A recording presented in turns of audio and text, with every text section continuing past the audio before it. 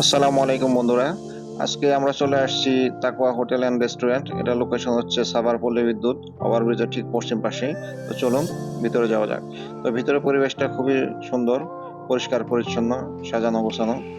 তো দেখা যাক এই হোটেল থেকে আমরা কি খেতে পারি আজকে। চাইনি আজকে কি খাবার? আজকে লাগোয়া রেস্টুরেন্টে আসছি পল্লী বিদ্যুৎ। আজকে খাবো হালিম, গরুর কালাভুনা আর নান রুটির সাথে।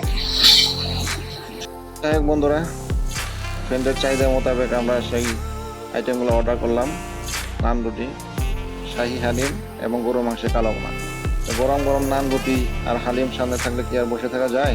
তো আমাদের খাবার দাবার অলরেডি শুরু হয়ে গেছে, আর কালো বোনার জন্য অপেক্ষা করা যাচ্ছে না।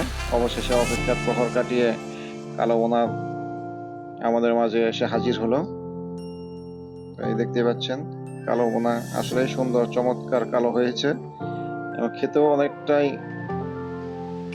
চিটাগাঙের কালো বোনার মতোই, কিন্তু একটু হার্ড ছিল, একটু শক্ত শক্ত টাইপ, মানে একটু ভাজা ভাজা টাইপ হয়ে গেছে।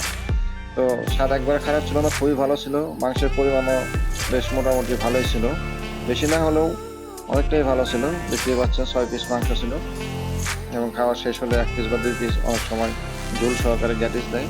তো আপনার ইচ্ছে করলে এসে পরখ করে দেখে যেতে পারেন।